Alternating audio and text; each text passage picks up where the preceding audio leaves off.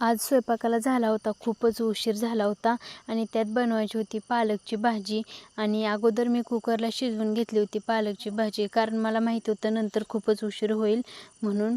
आणि भाकरी बनवायच्या चालू आहेत. पालकच्या भाजीसोबत भाकरी खूप छान लागतात म्हणून शेगडीवर भाकरी बनवायला घेतलीत बघा. आणि सिंगल फेज लाईट असल्यामुळे शेगडी पण आमची चांगली चालते, त्यामुळे आम्ही शेगडीवरच भाकरी बनवतो.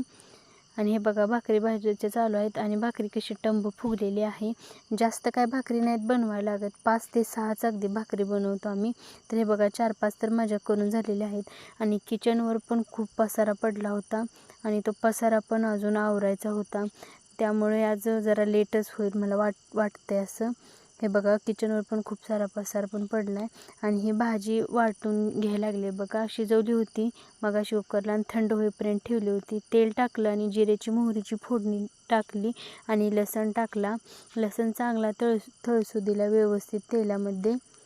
आणि तेलामध्ये तळसल्यावर हे खोबरं टाकलं. खोबरं ओलं होतं त्यामुळे तेलातच टाकलं आणि मिरची टाकून घेतली बघा. आणि हे चवीनुसार मीठ पण टाकलेलं आहे बघा. तर हे छानपैकी तळसल्यानंतर हा वाटलेलं जी भाजी होती ती टाकून घेतली आणि थोडंसं पाणी टाकलं, जास्त पण पातळ नाही घट्ट नाही. आणि नंतर भातासाठी घेतलं 1 वाटी तांदूळ, पाणी टाकलं आणि थोडंसं नंतर चवीनुसार थोडंसं मीठ टाकून कुकर बंद करून घेतला.